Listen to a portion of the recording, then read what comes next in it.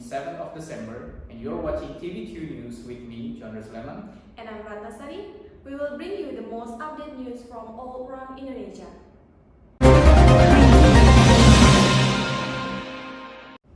The year-end of holiday is just around the corner. While the government is still evaluating the impact of the previous long weekends on the increase in new COVID-19 cases, a recent survey by online booking service Pagi-Pagi discovered that 70% of the Indonesians have plans to travel during the upcoming holiday, involving 1,490 respondents and conducted from 9th of November to 16th of November.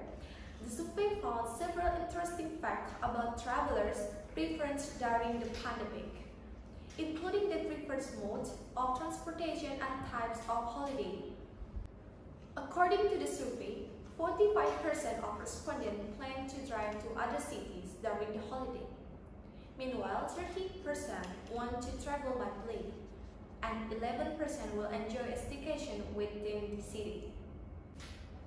When asked about concern they might have about traveling during the pandemic, 66% of respondents shared that they have confidence in community compliance with healthy protocols, and 65% of respondents believed that their destination had been compliant with the healthy and safety protocols.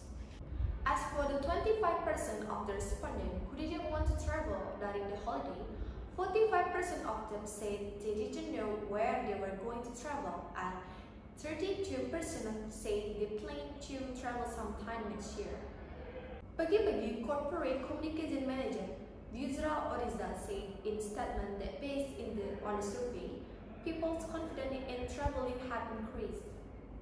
While traveling during the year-end holiday appears to be a safe activity, the government has decided to evaluate it. Previously, Indonesia recorded an increase of between 69 and 93% in its daily and weekly average of new COVID-19 cases, 10 to 40 days after the long Idul Fitri holiday.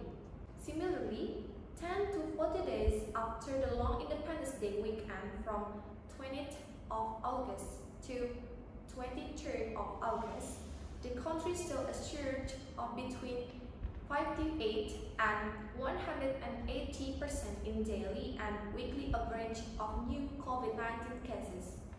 There was also a surge in COVID-19 cases after October's long weekend. With that in mind, President Joko Widodo has instructed his subordinates to cut the 2020 year-end holiday short to curb COVID-19 transmission. Coordinating the Human Development and Culture Minister Muhajir Effendi revealed the instruction at the press conference after attending a cabinet meeting on Monday. Prambanan Temple in Yogyakarta plans to increase its tourist quota for the upcoming Christmas and New Year's holidays. Taman Wisata Candi Borobudur, Prambanan and Ratu Boko President Director Edi Setijono said on Tuesday that the quota will be raised to 7,000 tourists per day, or around 60% of Prambanan Temple's normal capacity in the fourth phase of New Normal Adaptation, also known as AKB, operational trial.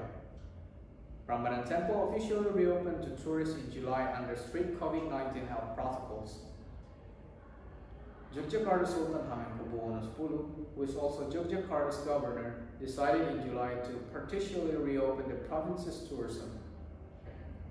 Tourism destinations are now allowed to operate with a limited number of visitors, as the Sultan feared that a full reopening would be too risky for Yogyakarta. In the first phase of the operational trial, Prambanan Temple operated at 20% of normal capacity, accepting only 1,500 people per day.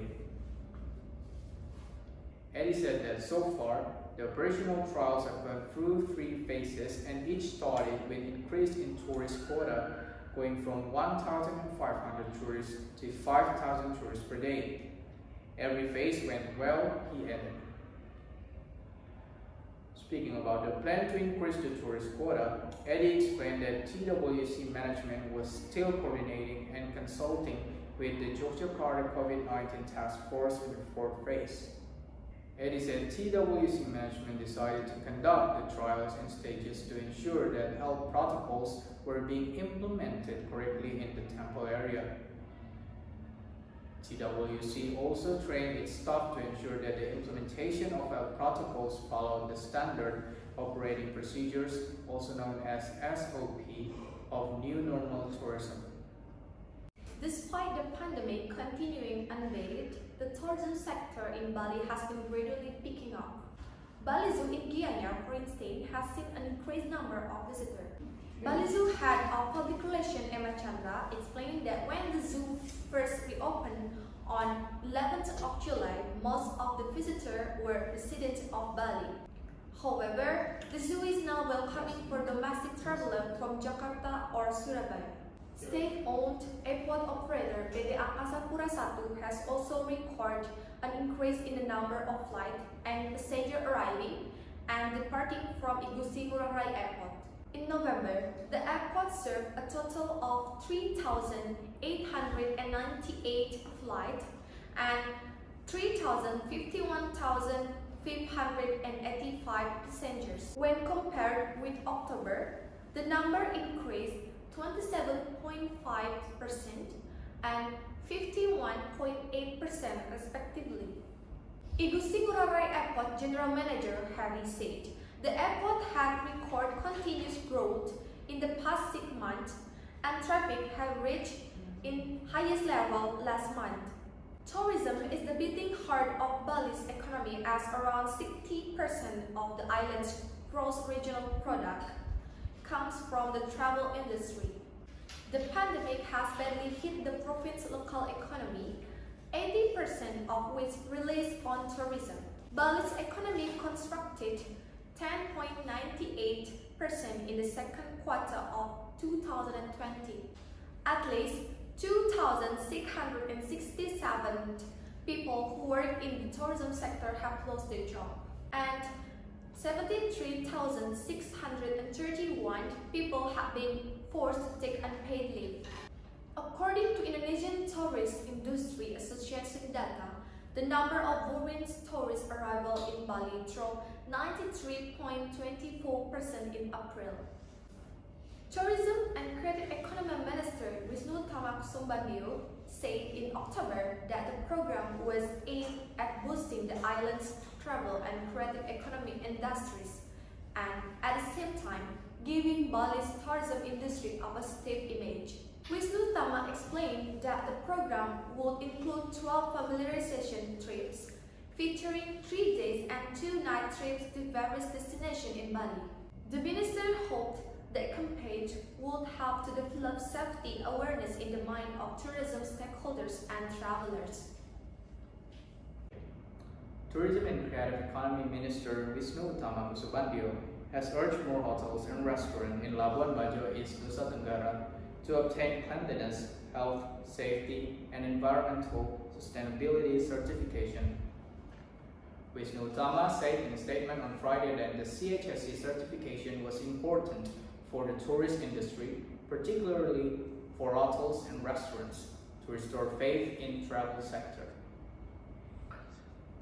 He mentioned that the CHSE certification was created to provide a sense of security and comfort for travelers when visiting tourist destinations, and it was created in line with recommendations from global organizations, including the World Tourism Organization, as well as the Health Ministry.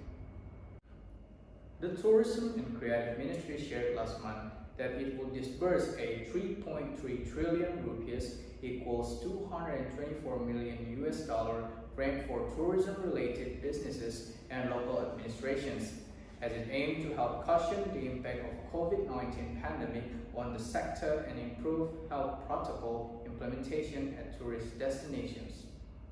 Alongside the grant, the ministry plans to set aside 119 billion rupees to provide the CHSE certification for businesses in 34 provinces across Indonesia. As one of the destinations hardest hit by the pandemic, Bali was among the first Indonesian destinations to reopen while implementing CHSE protocols in various points. Before Bali Banyuwangi reopened its CHSE-ready tourist attractions following Bali, Batam, and Bintan in Rio Islands, and Yogyakarta were next in reopening. And travel businesses, hotel management, and restaurant owners could immediately improve their preparations in cleanliness, health, and safety protocol implementations in accordance with the government's COVID-19 health protocols, said by Wisnu Tama last month. Labuan Bajo and Komodo National Park, two popular tourist destinations in East Nusa Tenggara, have welcomed foreign and domestic visitors under strict health protocols since the second phase of their reopening on August 15. Meanwhile, other properties such as 5-star Hotel Pelataran Komodo Resort and Spa are currently in the process of obtaining CHSE certification. Okay. And those are all the news for today. I'm Juandre Suleman. And I'm Ratna Sari.